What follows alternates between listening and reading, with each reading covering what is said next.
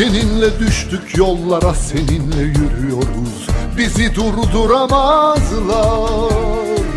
Dünyaya söylüyoruz özgürlüğün şarkısını. Bizi susturamazlar. Seninle düştük yollara, seninle yürüyoruz.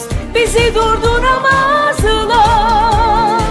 Dünyaya söylüyoruz özgürlüğün şarkısını. Bizi susturamazlar. Bir kıvılcım gibi düştüm yine, kalpte cesaret. Gözümü kırpmam, güvenirim Türkiye'm, sana emanet.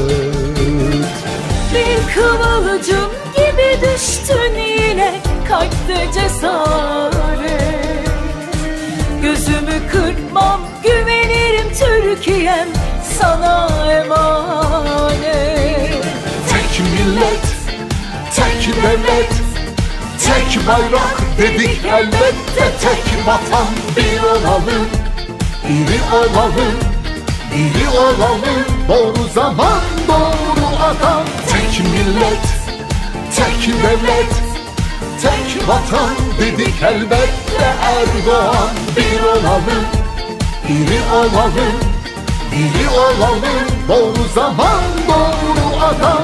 Biz kazanacağız, mazlumlar kazanacak, Erdoğan kazanacak, İstanbul kazanacak, Türkiye kazanacak. Tek millet, tek devlet, tek bayrak dedik elbette. Tek vatan, bir olalım, biri olalım, biri olalım. Doğru zaman, doğru adam. Tek millet, tek devlet, tek vatan dedik elbette. Erdoğan, bir olalım, biri olalım, biri olalım. Doğru zaman, doğru adam.